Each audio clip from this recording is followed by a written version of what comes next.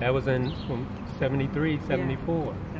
Now, you could ride from Sheva to Arad, where we live, and you would see almost nothing green.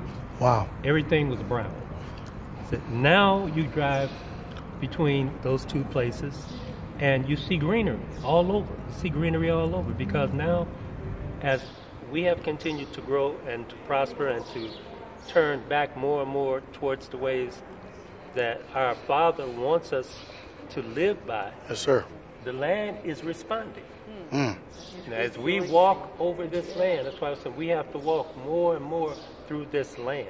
That's the commandment. As we spread more and more through the land, so it's beginning to blossom and to bloom. So you've got people who are wanting to move more into the cities. We want to move more and more out on the land. Yeah. Because that's where the riches are. Hallelujah. The land is where the riches are.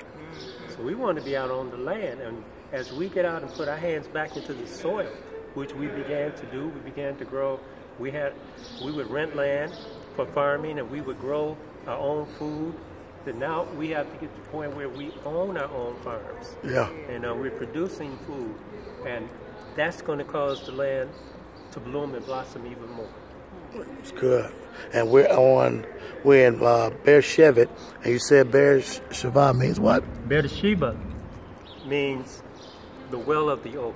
The well of the oath. Because the root Sheva, okay, it's in its noun form. It can be a number.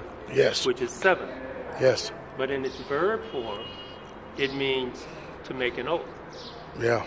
Okay, so it's like the number 7 is always associated with completion. Okay? Because once you make an oath, you've completed what? An agreement. Right. It's what binds you. So that number 7 is like a binding on a period of time. So it causes completion of a period of time.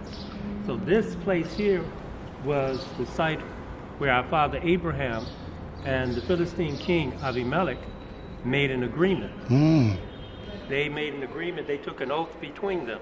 Yeah. That Abimelech would acknowledge that the well belonged to Abraham, and Abraham acknowledged that he would not take anything or any land from Abimelech.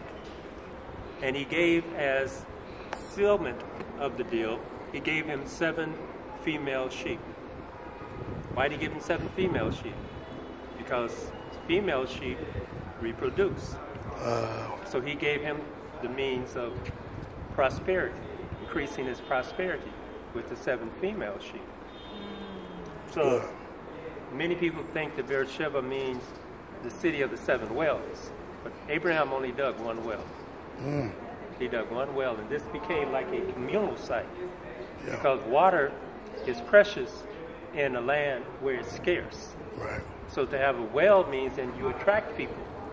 So he could come and sit by the well, and people would come and they would converse with him. And in conversing with them, he would begin to teach them about the one true God. So that began the proliferation of monotheism. I got it. So beautiful. Thank you, Kohen. Hallelujah.